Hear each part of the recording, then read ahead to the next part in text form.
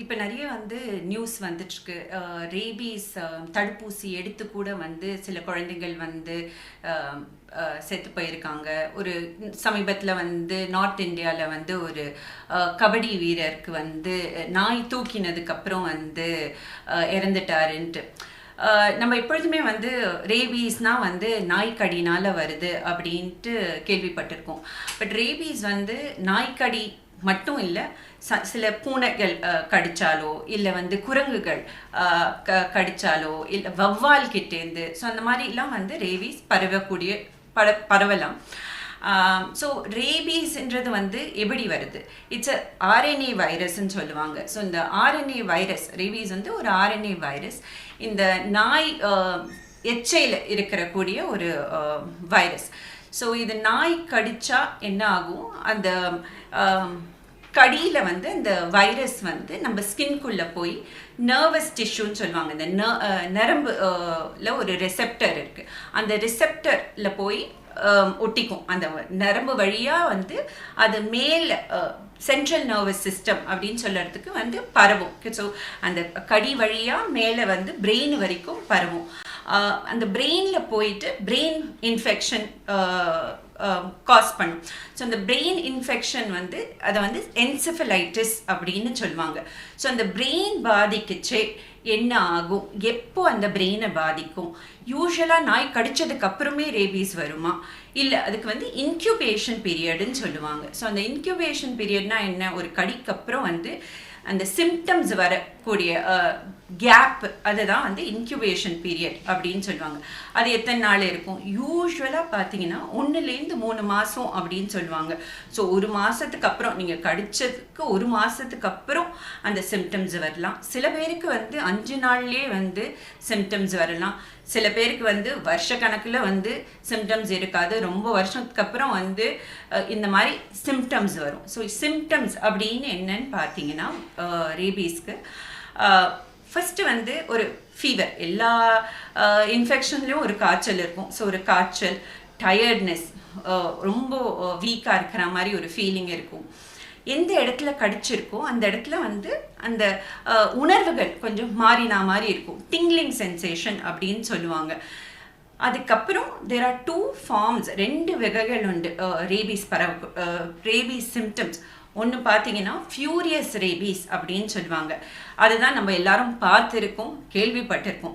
அதில் என்ன நடக்கும்னா, ஒன்று ரொம்ப அந்த அஜிடேட்டட் அப்படின்னு சொல்லுவாங்க, ரொம்ப வெறித்தனமாக வந்து பிஹேவ் பண்ணுவாங்க. அப்புறம் 2வது வந்து ஹைட்ரோஃபோபியான்னு சொல்லுவாங்க. தண்ணி பார்த்தாலே அவங்களுக்கு வந்து ஒரு பயம் வரும். அந்த ஏன் பயம் வருதுன்னா, அந்த தண்ணி சத்தம் கேட்டாலே இந்த உடம்புல இருக்கிற இந்த மசில்ஸ் எல்லாம் வந்து கான்ட்ராக்ட் ஆகும், மசில்ஸ் எல்லாம் இறுகிக்கும். ஸோ அது வந்து ஒரு வலி, ஒரு ஒரு பயத்தை உண்டாகும். ஸோ அதனால அது ஹைட்ரோஃபோபியா அப்படின்னு சொல்லுவாங்க.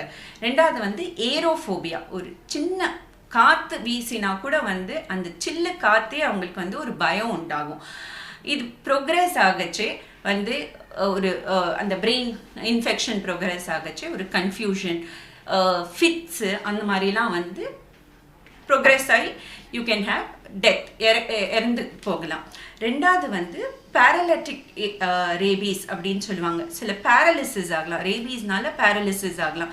இது ஒரு 20% பீப்புளில் வந்து பேரலிட்டிக் ரேபீஸ் ஆகலாம். பட் 80% ஆஃப் த டைம் அது வந்து ஃபியூரியஸ் ரேபீஸ் அப்படின்னு தான் சொல்லுவாங்க.